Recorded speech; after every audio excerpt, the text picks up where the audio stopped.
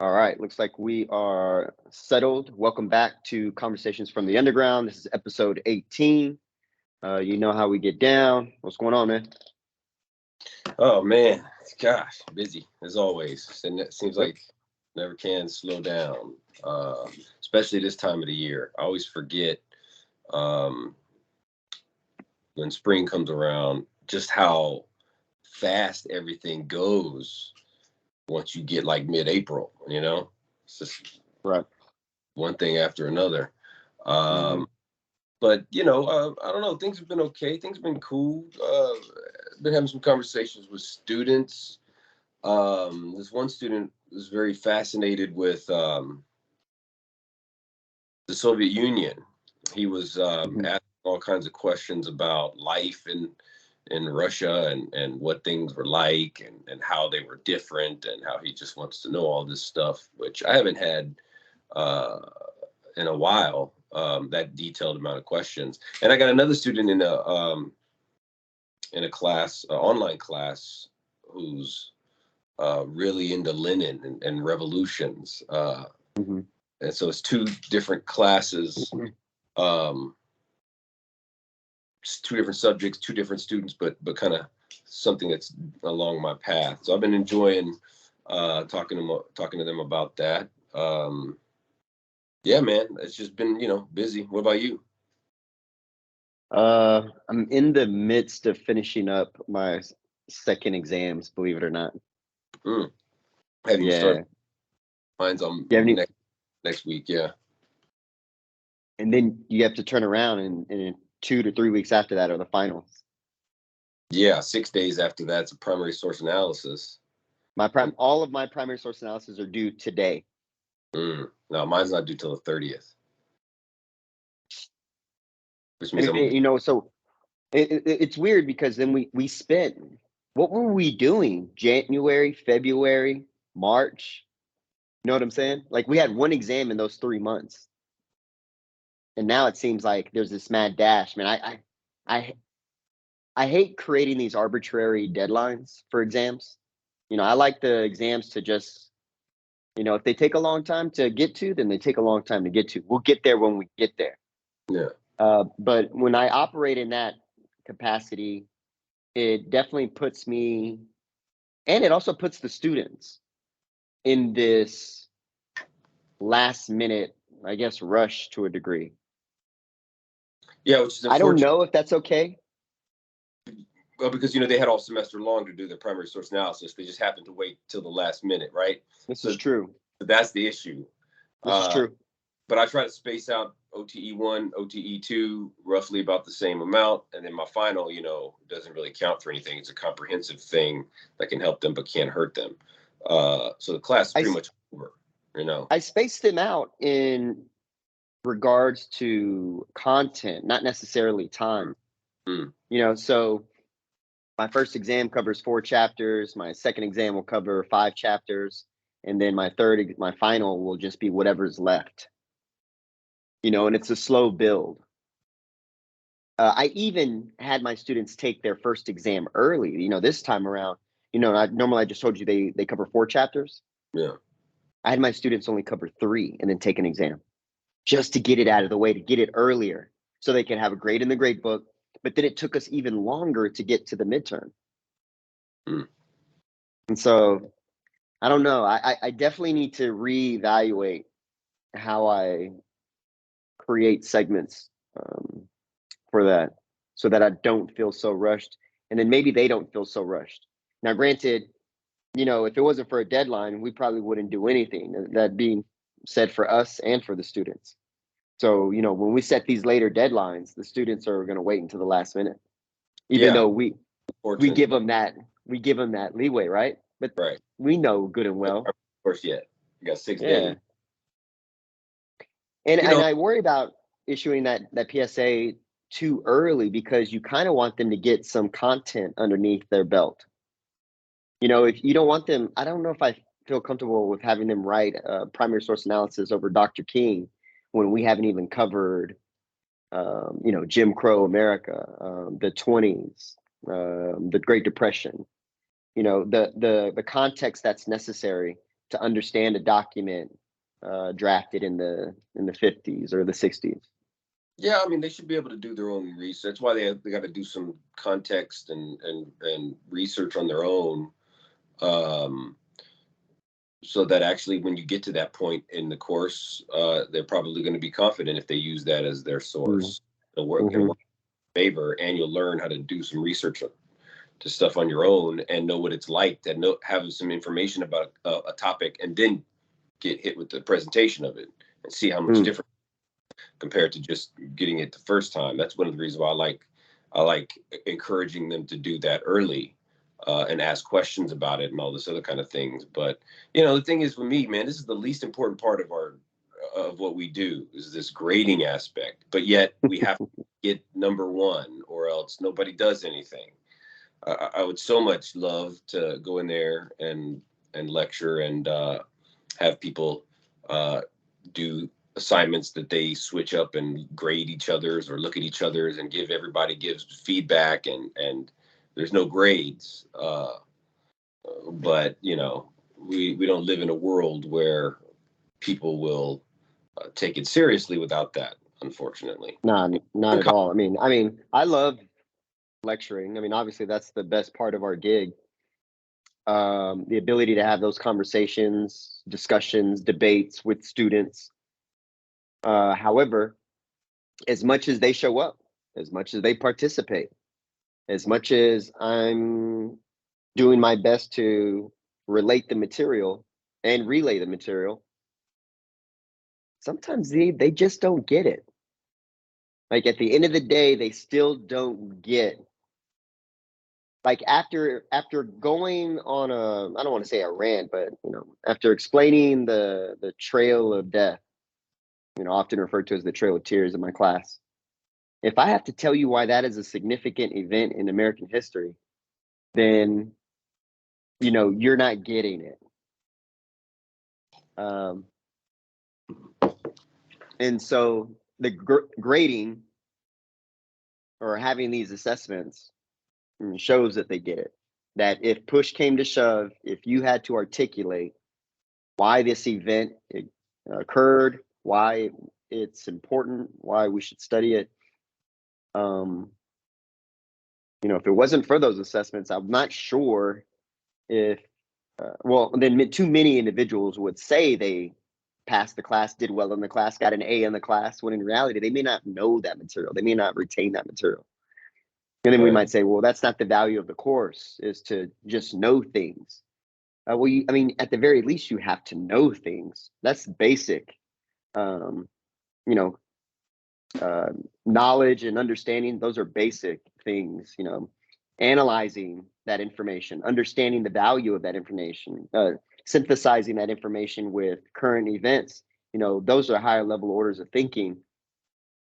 If they can't get the basic, oh yeah, I do know when this occurred, I do know why that's important, well, then they're sure as hell not going to be deeper thinkers in the critical sense. And so the assessments are important. Yeah, they're not fun, that's for sure. I don't like grading, and I don't know how I feel about Chat GPT grading for me either. I saw that article you sent me. Did you? Yeah. Did you? You be doing the grades. Man, Hey, that's and great. so I also I looked up what careers or what jobs are greatly impacted by Chat GPT, and education happens to be one of it. Teaching happens to be one of it. We may become obsolete if there's an algorithm out there where Chat GPT can provide synthesis and analysis in a more concise manner than sitting through an hour and a 20-minute lecture. You can go into Chat GPT and you can say Chat GPT, or you can type it in. Compare and contrast the Articles of Confederation with the U.S. Constitution in 500 words or less. There, it's there. Right. And a student, all they have to do is read it, memorize it, and then regurgitate it if they happen to know that might be on the exam. Hmm. So it's assessments are becoming interesting. maybe we might get to a point where,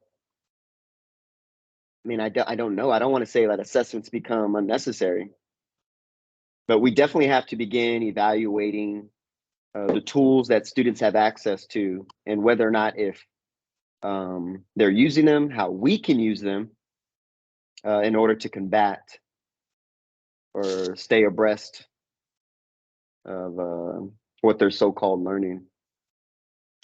Man, I feel like we're losing it. We're losing it big time with all this shit. You should always be weary of the consequences of relying too heavily on technology for anything. Yeah. There's something you always give up, no matter what. There's an adaptation, there's an evolution, a transformation that occurs every time, I think, human and technology interact with each other. And every time, I feel like we see it as this efficiency thing, or making our lives, freeing our lives up more. But really what they do, I think, is weaken us somehow. I mean, I remember back when we had pagers, I knew everybody's phone number just by heart, just naturally memorized it. Now I don't know anybody's phone number. And if I don't have my phone, and I need something, I'm in trouble. Well, maybe that maybe knowing phone numbers is a primitive concept. It's no longer. It's about efficiency, what everybody says. But here's the thing: you're losing a capacity. You're weakening. You're now weakened. You're now reliant upon that. Something you could have done quite easily and did very easily. Didn't even have to try. You are now incapable of doing. So you may argue that your life's better because you don't have to do it, or something, or it's meaningless, whatever. But we know that there's a crutch right there, right? Well, fair enough. But then, and this reminding me of this film called Idiocracy, but I don't know if you've seen it. I don't think so. It's a film that imagines the future where technology is so advanced it's made the human race, less intelligent, as you're implying that it weakens us. So, for example, if the door opens up on its own because of my presence, that's technology, right? Now we don't need that. It's a technology of convenience. When I walk to it, it opens. Does that make me weaker because I'm not opening the door physically with my hand, or pushing or pulling the door? You know what I'm saying? And and if that be the case, could we not argue that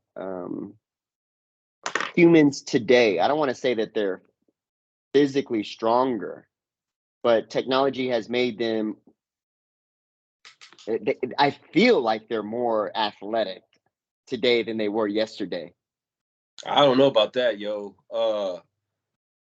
I know, like, research, I can't remember the exact numbers, but it's staggering the amount of weight and mileage that a Roman soldier had to walk every day. I'm talking unbelievable. I'm not teaching World Civ this semester, so I don't remember the statistics, but we're talking about what would be unbelievably impossible almost for the average person today. These cats was doing regularly, like nothing. Straight up. Or the T-Horse Trail, the T-Horse Road. It reminds me of these cats who were 130 pounds, and they carried 300 pounds on their back, and they walked up 14,000 feet mountains. Mm-hmm. I mean, I don't know, dude. Well, how about this? How about we compare an NBA team from the 1950s Well, that would be a different. That's more of a skill. That's not just strength. That's also time going by for understanding the craft, for manipulating the game, changing the rules, Oh, adapting style. but not just the skill. I'm talking about the athletic nature of the participant, the athlete himself. We haven't digressed physically because of technology. Uh, I look at athletes and I think good. I see technology has Now, made them more athletes, athletic. athletes might not have, because you don't necessarily have to digress with type technology. But what you end up doing in the long run is the average person ends up, I think, less capable. Of course, if you're on point and you're like, oh, this device is going to help me free myself up so that I can now go study more or work harder or do more push-ups. Yeah, but the average fool is like, oh, this gives me more time to go watch TV, or this gives me more time to lay around, or something like that. Which is what I'm gonna do. See, so I feel like there's a difference there. And it may be small, and it may be cumulative over time. It may be insignificant, but then over time the changes are quite drastic, and some things may be beneficial, but others may actually be uh taking us a step back, and we maybe don't have the nuance to pay close attention to which ones are causing what, because we're so drunk off technology, and we're so excited about every new opportunity to free ourselves up. Um, but at what expense, we don't think about, right? I don't know. It sort of reminds me of that issue that we were talking about, I guess last time or the time before that or whatever. I don't even remember when, but it was about what is like American values or something like that. Oh Um, yeah, where you were discussing conspicuous consumption, and yeah.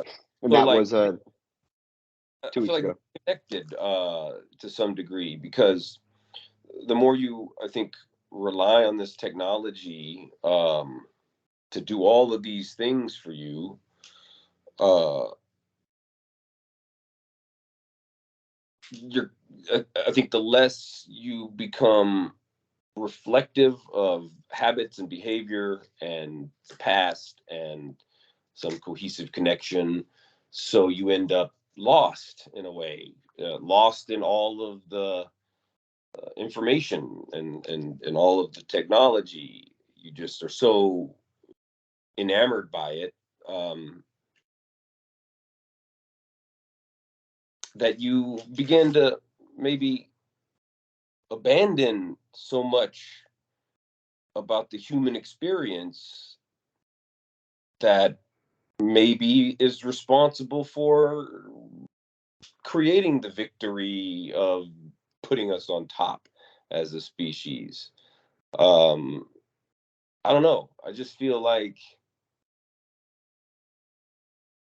there's just so much trying to change our life with technology. Um, and we're so quick to jump on it that I don't know that it's a good thing. I'm not Yeah, convinced, but I don't know if it's good or bad. What I do know is we're part of the few.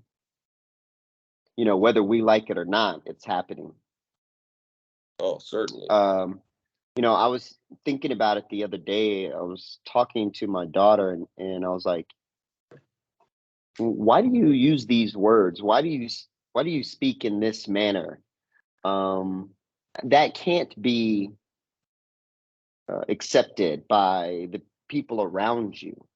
I would almost imagine. I was talking to her. I was like, "Do you ever hear me speak in that capacity? Do you understand why I don't use those words?" Um, that I was trying to explain to her the value of vocabulary, Hmm. and that it gives you a greater ability to reach broader audiences. Now, don't get me wrong, as you're a young child, you're going to be speaking, you're primarily around young children, and you're going to be using the jargon and language of those kids. And then I realized, when she grows up, she'll be around individuals who were just like her. And so, therefore, no matter how diminished I may perceive it as an older generation, an older head, I look at this younger generation, I'm like, oh, you guys, you should do this, and you should speak the way I spoke, and you should use the euphemisms that I use. You should know the sayings that I say. And then I realized, oh, wait a minute. I'm going to be the odd one out. I'm the old one.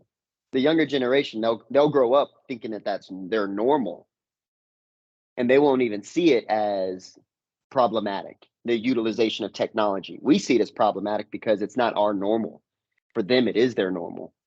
Another idea I was thinking of was like, how technology has made it almost impossible, not impossible, but when I look at young people interacting with each other, I feel like they don't know how to communicate.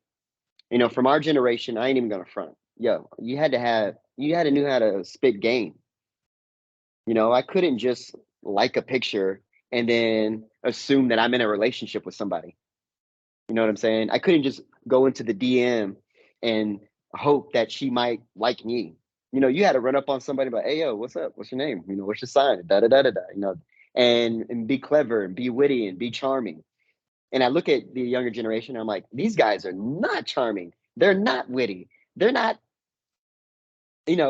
anything that I would imagine would be an attractive trait. And then I come to find out, like, well, wait a minute. If they're growing up this way, which I think is goofy, that's actually okay because they're growing up around everyone else and they also happen to be the same. They're all goofy. And so they're going to be attracted to each other. They're going to be intrigued by each other because they now have a new normal. And that new normal involves, I think, a dependency upon technology. They're not going to be seen as weird. They're not going to be seen as inept. They're not going to be seen as weaker or lesser than, because they all are that way. Like, you don't, for example, like, you don't know, like, let's say if you were the color black, like you're all of you are black, and but everyone else around you is black. You don't know you're black if everyone else is black. You only know that you're black when in the presence of something that's not. Does that make any sense? So, yeah, it is. It does, but it still don't make you not black. So, like, But to whom? And what frame of reference? That's my point. Is like, yeah, I know what you mean. So, like, I would only not be black to a very small population of old people who have knowledge of white, who are on the way out anyways. The majority of, and that's ultimately where I'm getting at, is like, there's going to come a point where you and I sound like old people. So here's the deal, because we are getting old. So culture, at any given time, there's always multiple generations battling for the normalized code that exists. At the same time, there's always going to be philosophers. There's always going to be analysis, and there's always going to be examination. Those who look at and criticize and reflect on the morality, cultural twists and turns, and all kinds of things about a society. So there'll never be a time, by the time we're gone, there's going to be another people doing the same. They're going to be us, because it's constantly, there's always going to be these dimensions around, and which will always have the outside lens being present to observe the problem. And just because people have normalized it, don't mean it may not be a problem. Same thing with, what I meant by that whole color black. Just like, same thing, does a tree make a sound if it falls in the woods, if no one's there to hear it? Yeah, it makes a sound. Just because you ain't there to hear it don't mean that the repercussions ain't there. It still exists. But a sound, sound to whom? So, but the point is that even though you may not recognize your flaw, that don't mean that it may not actually be a flaw. And at the same time, something else is benefiting from it. Like AI is becoming smarter, is becoming stronger. And uh, to what, at what point will it then control or take over? It, And you may not be able to see well, it, you yeah, know? it ultimately leads to the notion of self-realization of the AI becoming aware or self-aware that it is what it is, and therefore may want to change it. You know how I was making reference to the notion of memorizing phone numbers may be primitive, Hmm. right? Like there's no need for it because technology is taking care of that.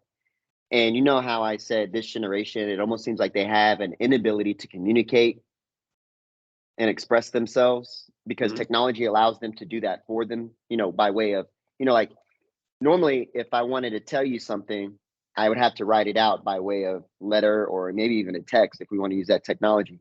But now I could send you a meme. And a meme is not me expressing anything. It's something that I'm using from someone else, and it's really just an image. But I'm communicating something to you that I think you would understand. Now, I didn't use any verbiage. I used an image to convey something that you might relate to and I might relate to. What I'm getting at ultimately is that as you were making reference that, well, this new generation is going to grow up and they're going to be just like us one day, looking at a newer, younger generation and seeing them and saying, oh my goodness, they don't even know how to do this or they don't know how to do that. Where language itself, or I should say communication verbally, like the way you and I are talking right now, might be primitive.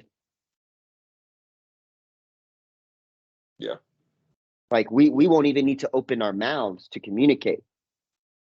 sure. Technology will enable us by one measure or another, or one device or another, for me to communicate with you, maybe even telepathically. Sure. Is that the word? Yeah, Telepathically, I think so.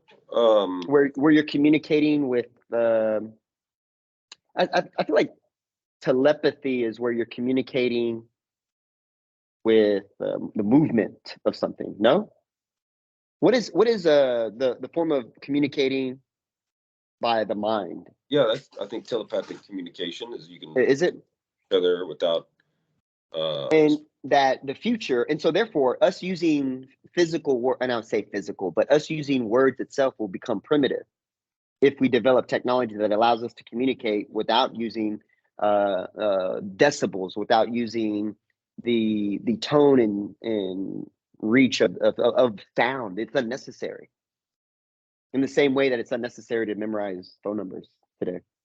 And then sure. they might say, well, that's going to make And your vocal cords weak.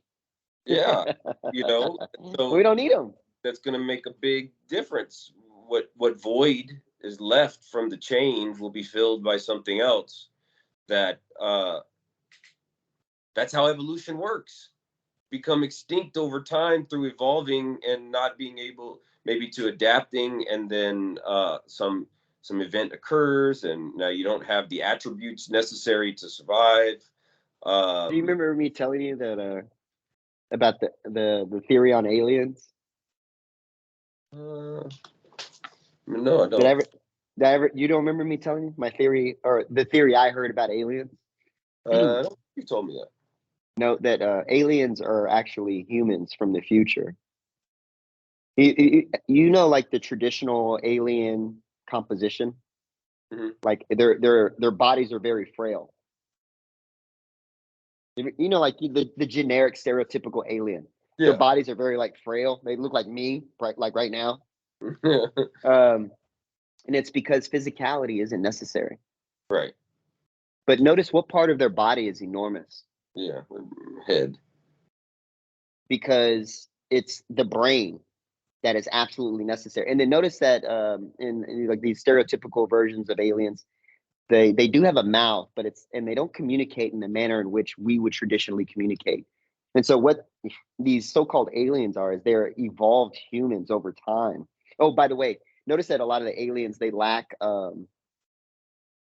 what would appear to be sexual organs, you know.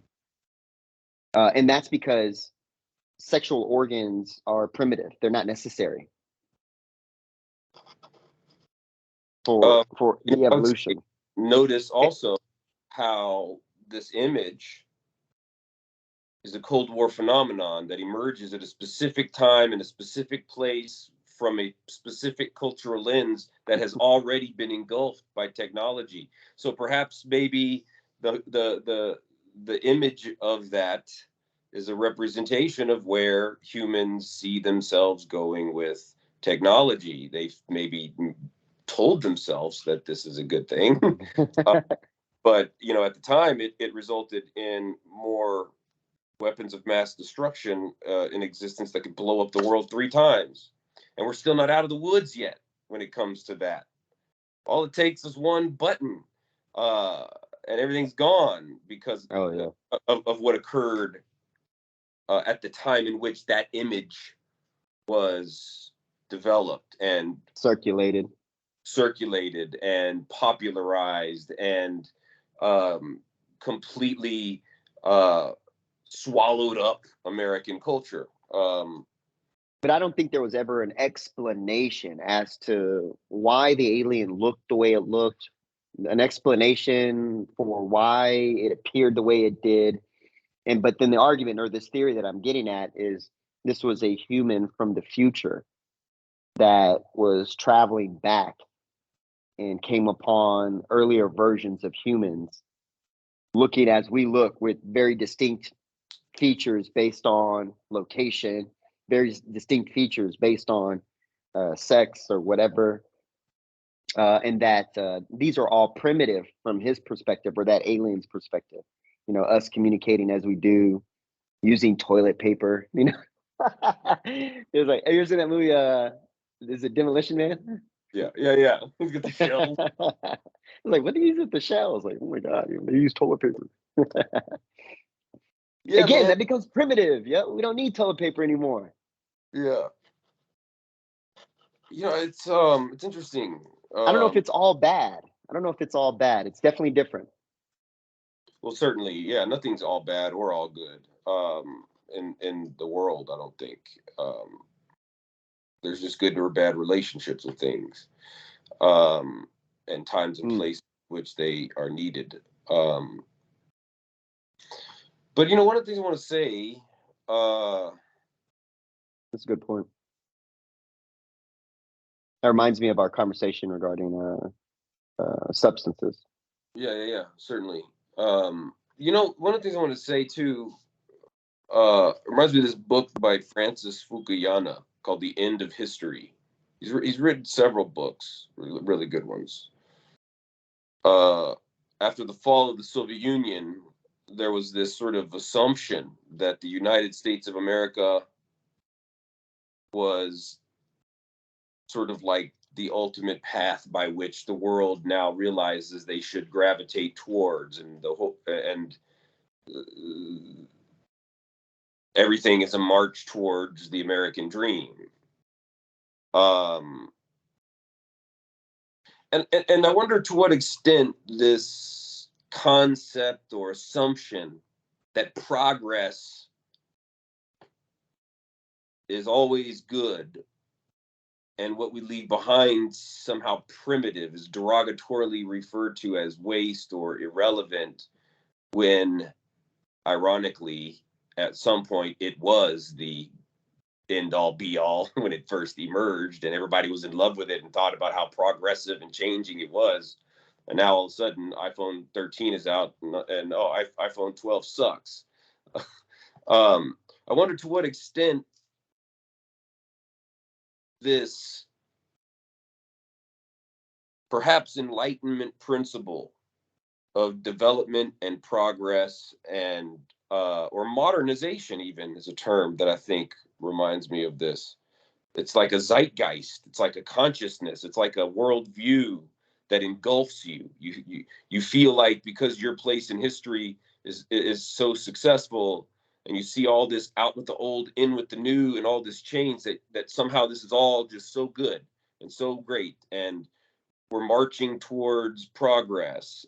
And then you know some kind of catastrophic event happens and you're unprepared for it. That reminds me of World War One really well. Like I talk about this idea of modernism, like God is dead, romanticism is on the way out, and people are the absolutism of science is sort of kind of being called into question as well by these postmodernists. And there's this clash of Mm. ideas, and there are all this progress that people believe in, and then it turns into this catastrophic disaster that really wakes people up and shakes the world.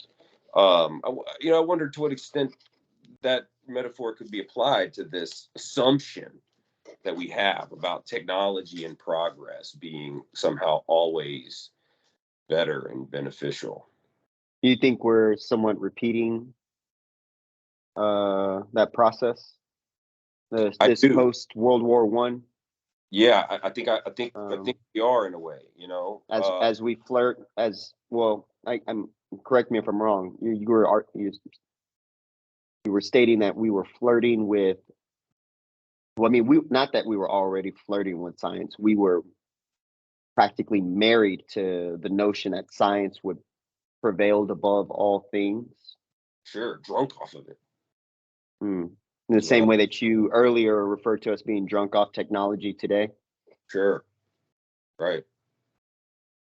And And so, lose or miss something, um, you're drunk, right? You're not quite aware. You're not paying attention to everything. I don't know, a couple times I'm familiar with that. Yeah, Yeah. a lot of times I'm familiar with that. Uh, hmm. Yeah, that sounds worrisome. Yeah, However, I do a lot of work with like camping and going in the woods, and I've been reading a lot of work about the problems with that. And actually, I was telling this to a friend of mine who was scared to death of this stuff growing up. Never would go out in the woods. Inner city, grew up in the hood. I ain't going out there with no snakes. Blah blah blah. Whole life hated that stuff. Finally, maybe 15 years ago, it was a friend of mine my whole life. I got him out camping, and now he goes all the time with his family. He's absolutely in love with it. And I was talking to him the other day, and I was mentioning how this is the longest I've ever been in my entire life in existence on this earth without having gone camping. Been maybe almost 2 years or so. hmm, Even as an infant, I never went that long leaving civilization and going into wilderness. Um, and I can kind of see my frustration levels and stuff like this increase. And so I've been doing this research, and I came across this term called nature deficit disorder, uh, or nature deficit deficiency, where you develop um, a response biologically, psychologically, um, to living in this concrete jungle and never removing yourself from it. Never having taken your shoes off and walked in the grass with no buzzing technology in sight and smelling the crisp air. A friend of mine who I grew up with here and left and went to West Virginia and lives out there now says that every one of us at our core has this capacity to be deeply connected to nature. It's just a matter of how far removed your social circumstances have brought you away from that. The farther it has, the more difficult sort of threshold you're going to have to pass in order to come to fully embrace and enjoy the idea of uh, going back to nature.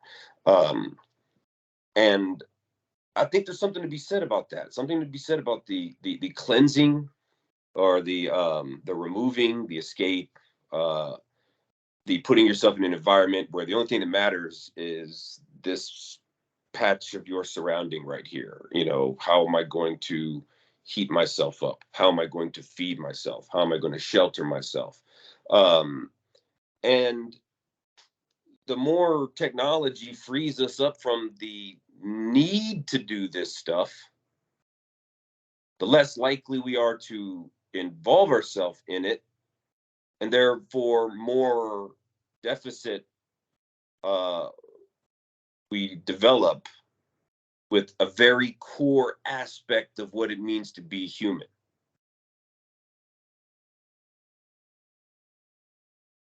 I think you definitely become disconnected with what it means to be the old human. And that nature is, I would argue, nature is a state, not in the literal sense that this is natural, like the woods are natural. My nature happens to be whatever my state is without impact. So, for example, you have a nature. Your person has a nature. You know, because nature takes on many words, and I understand you're using it in the literal, worldly sense of the word nature. But I think there might be a new nature, a nature that involves this technology. And of course, yes, there's going to be a disconnect to the nature that you're making reference to, and then there's going to be a definite disconnect to the humanity that you're making reference to, because there is a new humanity. Here's what I would add to your position on that, because I agree with it. Because there's a part of me now. I'm not saying one's right or wrong, right? I just think that they're different. I think that there's a new nature. I think that there's a new humanity. And that the more and more one becomes enveloped by this new humanity and this new nature, that means that they're going to have a less understanding of the old nature, a less understanding of the old humanity. And through that less understanding will become a more dismissive notion. So, like, you know, the less something affects me, the less knowledge I have of something, the less I could care less about it, you know? So, because more and more of the younger generations have a disconnect with the nature that you're making reference to, they're also going to be more dismissive for the destruction of that nature, the existence of that nature. Exactly. But back to what I mentioned earlier, the tree still makes the sound if you ain't there, right? So Yeah. you can be dismissive of this, but the effects are still going to occur. And why is it then that we see astronomically higher numbers of people who are lost, astronomically higher numbers of people who are confused, astronomically higher numbers of people who are depressed, who are distant, who are disconnected, who have a hard time finding joy in life? And then we have Well, technological substances that we can use to get us back on track while we embrace the well, technology. Whole thing. technology has made us more aware of the fact that they're disconnected. Technology has made us more aware that they're lost. Our ability to measure people uh, in mass is because technology affords us that opportunity to survey, to share surveys, to do sample studies. If we were in the wilderness, well, shit, the only understanding of anyone's disconnection would be the immediate people around me in nature, right? You would only know I don't know. the community. I guess that's one way of looking at it. But another way of looking at it could be that actually you're not recognizing something that was already there. You're actually recognizing something that's symptomatic of the changes, because we've been able to document shifts in the human experience in that regard before. When things change, there's this ramification. Um, so it kind of reminds me of that concept of, is the new generation um, that has access to technology and all this other stuff, that, say, for example, this new generation, are more people coming out as LGBTQ, um, because it's more acceptable and that they now can feel like they can speak out on it. and say it, and they've are always been there, or are more LGBTQ identities being created through the focus and influence and ability to allow someone to choose and things like this, right? That's a good So, point. And so the answer to that is it's both. It's nature and nurtured. sure, definitely. It's both. It always is. And what that implies, though, is that there's a new nature. There's a new nature of the individual because the external environment, that nature has changed and it has imposed or influenced the person's nature. And then the person's nature changes has a direct impact upon the old existing nature, which is why I was getting at, if more and more people become disconnected with the nature that you're making reference to, I think that's dangerous because then they're going to be more dismissive towards it. They'll be more likely to, oh, the forest is on fire. Who cares? Yeah. That doesn't mean anything in my metaverse. Right. So I agree with what you're getting at. Right. Until they realize that their metaverse is being operated by all of these resources. That's the thing that they just don't work. That disconnect. It's like a cognitive dissonance in a way that's very dangerous. I can't remember the quote. I wish I could. And I know I don't have it in my quote list, but there's something that Henry David Thoreau mentioned about going out into the woods and wanting to see if I could really figure out what it means to live, something like that. And in the process, find out that when I die, um, I, I will have learned that I never really lived at all, or something like this, right? Where he's sort of like, I went out to the woods to find myself, or something like this, and wanted to find that I never really lived at all. I thought the whole point is this idea that you're operating through these societies and these technologies and the duties and tasks that you create and need in the technological world, and you go through your daily life this way. Um, but if you're not careful, and you don't step out of that world and go back to the core of what is humanity, because that never changes. Why? Because by nature and nurture, it's always nature and nurture, and there's always a nature at its core of existence. Certain things that humans need to do. You need to breathe. You need you need to eat. You need to uh, replenish, revive, and all these other types of things. Um, and if you don't, you'll end up maybe realizing that you never lived at all. Like you just sort of went through the motions, instead of kind of stopping, as the proverbial saying is, to smell the roses, because Mm-hmm. there's value in simplicity, right? Yeah.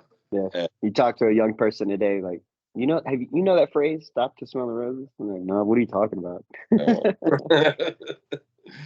Oh, It's man. old heads, man. Yeah, I mean, Yeah.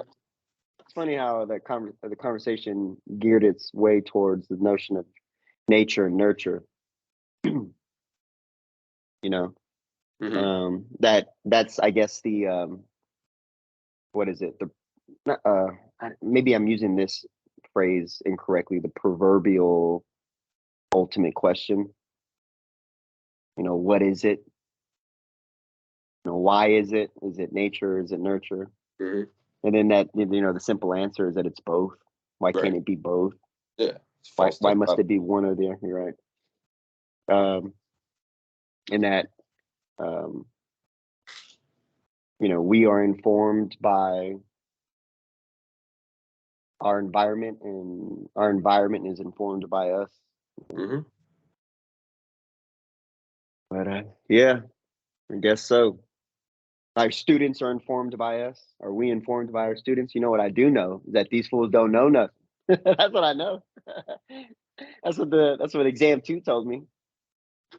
Yeah. Uh, There certainly So is a big shift. I think that's going on. I'll say this though, man. I bet my professors back in the day, and I think about that a lot. I was like, man, was I like this?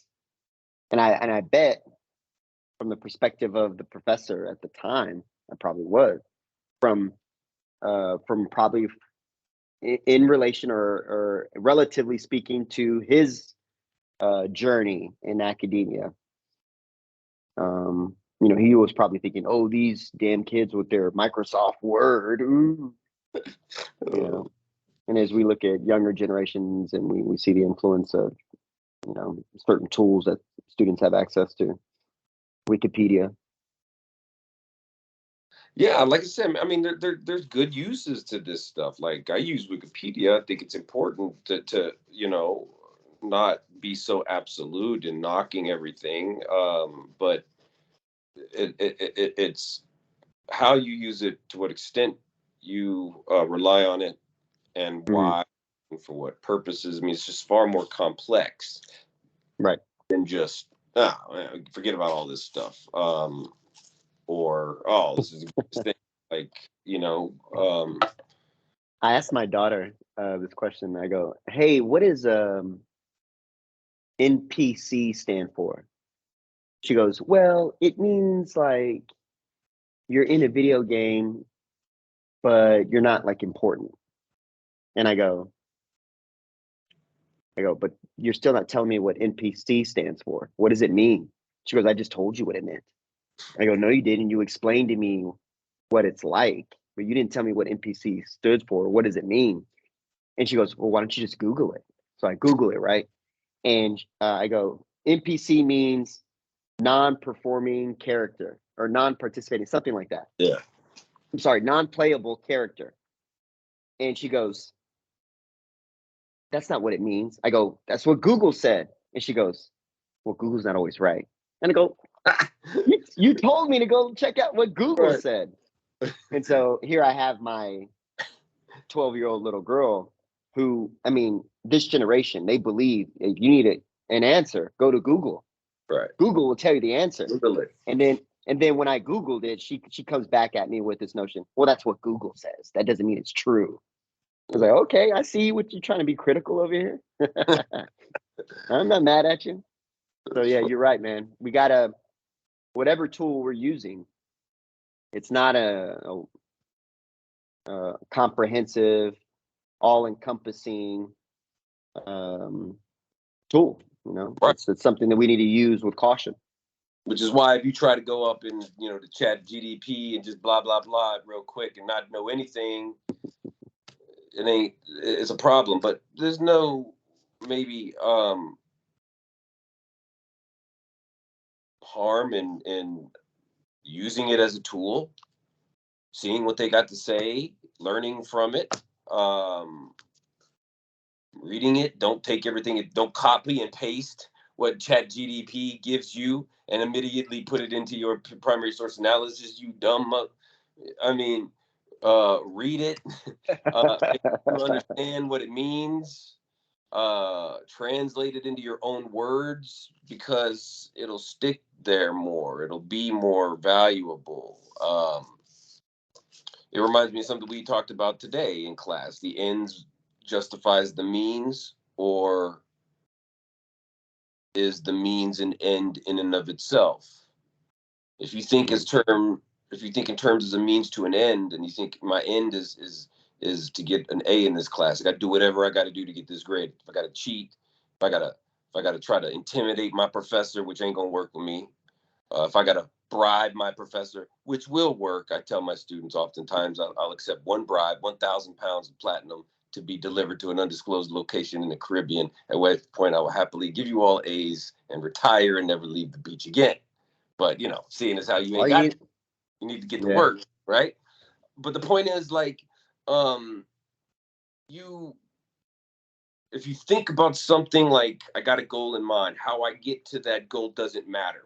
If I gotta rely all on technology, if I gotta do this, I gotta do that, get to the goal. And you don't think about the journey and the value of um the means, the Mhm. value of the journey, in terms in the long run of shaping you as a durable, uh, strong character that you will take with you for the rest of your life.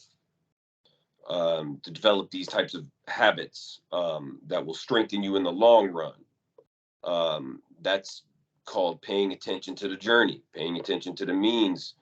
Now, there's sometimes you need to act by any means necessary if the end is dire enough and you've been trying to achieve it. And sometimes you break out of the goal and mode and you do extreme means to achieve ends.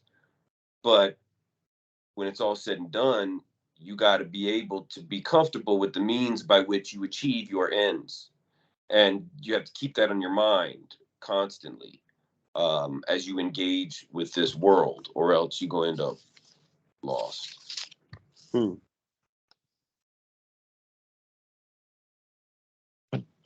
Yeah, man. I think that's about it then. We're done. I think I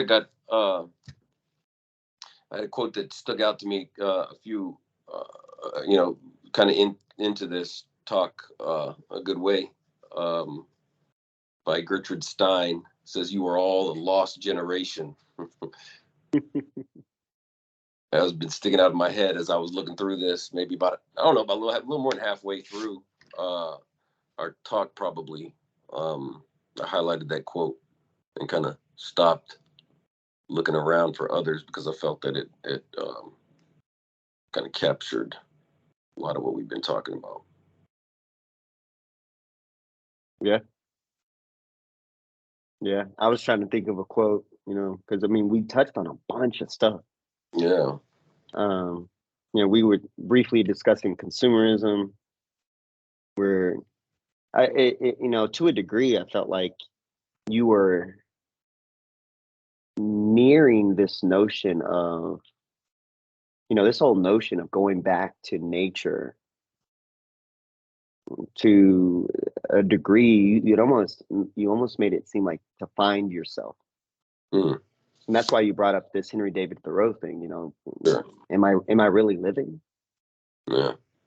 What does it mean to be alive? Or what's my predisposition?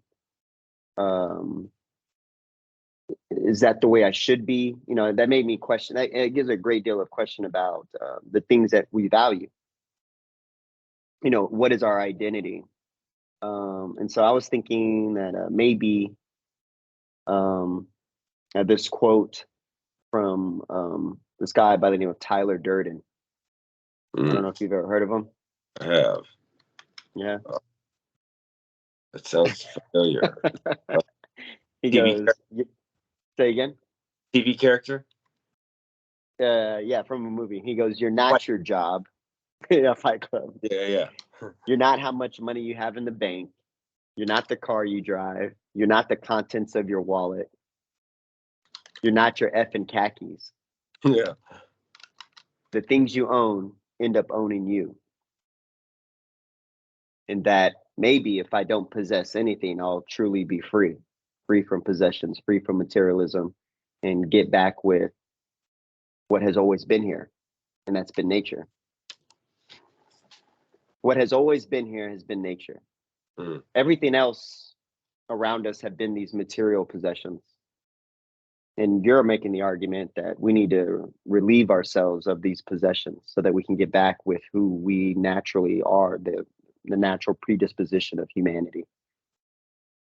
And I think that's fair. I just also think that there's a new humanity on the horizon, and if Right. if um, you know, if we're in a room full of zombies and we're like, no, we need to eat, this. Oh, good luck.